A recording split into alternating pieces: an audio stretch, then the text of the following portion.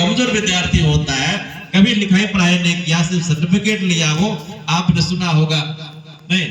वर्तमान में ऐसी ऐसी परिस्थितियां बनी हुई है, ऐसे ऐसे सर्टिफिकेट लेकर आया है और वो बताता कि मैं फलाना जगह से मैं पीएचडी करके आया हूं। तो ये सब कौन होते हैं? चौथे प्रकार के विद्यार्थी नहीं।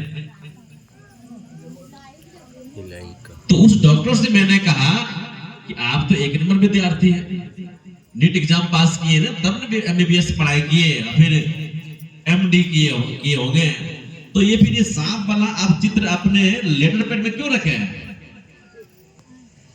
अब उसका जवाब बंद हो गया। अपने लेटर पैड पर जो डॉक्टर लोग सांप वाला जो चित्र रखता है, वो सांप वाला है चित्र क्या?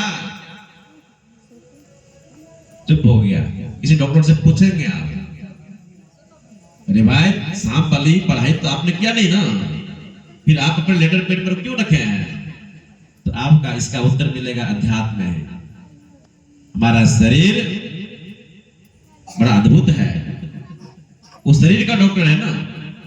डॉक्टर लोग शरीर का इलाज करता है, शरीर में जो व्याधियां होती है, रोग होता है, उसका इलाज करता है। तो शरीर एक अनमोल है, परमात्मा की सृष्टि में मानव का शरीर बड़ा ही अनमोल है। आंख से नीचे जो शरीर है वो पिंड शरीर कहलाता है, आंख से ऊपर ब्रह्मांड। आंख से नीचे जो 5 चक्र हैं, सबसे पहले मूलाधार चक्र, स्वाधिष्ठान चक्र, नाभि चक्र, हृदय चक्र और कंठ चक्र। कितने चक्र हो गए? 5 चक्र। एक एक चक्र पर एक एक नाग 2.5 फेरा लगाकर बैठा हुआ है, समझ रहे हैं? 2.5 फेरा लगाकर नाग देवता बैठा हुआ है। और सबसे नीचे जो नाग देवता है वो कौन सा है? मूलाधार चक्र। क्या है? मूलाधार चक्र। मूलाधार चक्र कहाँ होता है? जहां से हम लोग मल त्याग करते हैं।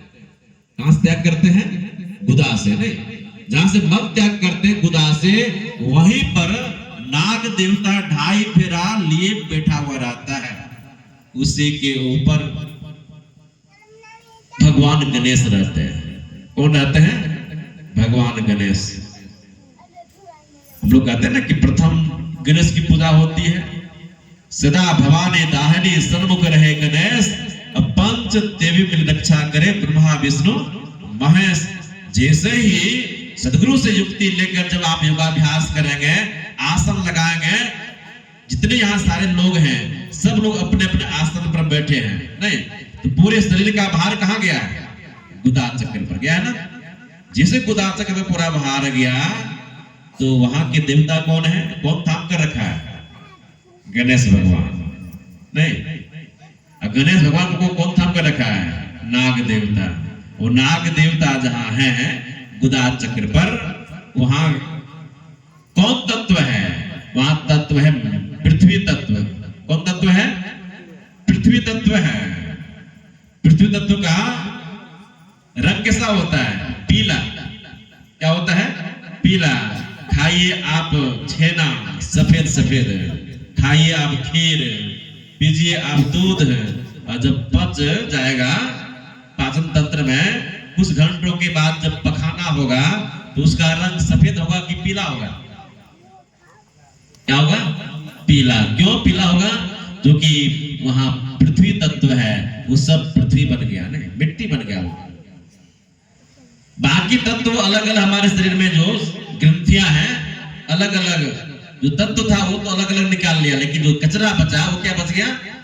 पृथ्वी नहीं, पीला तत्व।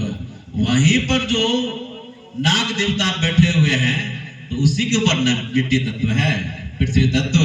तो इस योग शास्त्र के अनुसार से नाग देवता के ऊपर क्या हुआ है? पृथ्वी है कि नहीं? बात समझ आई कि नहीं आई? इसको एक प्रतीकात्मक अर्थ बताया गया है।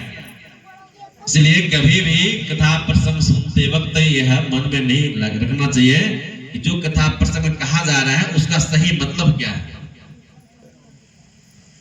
तो नाग देवता ने क्या कहा कि मेरे फन के ऊपर क्या है? पृथ्वी है। आई बात समझ में? मेरे फन के ऊपर क्या है? पृथ्वी है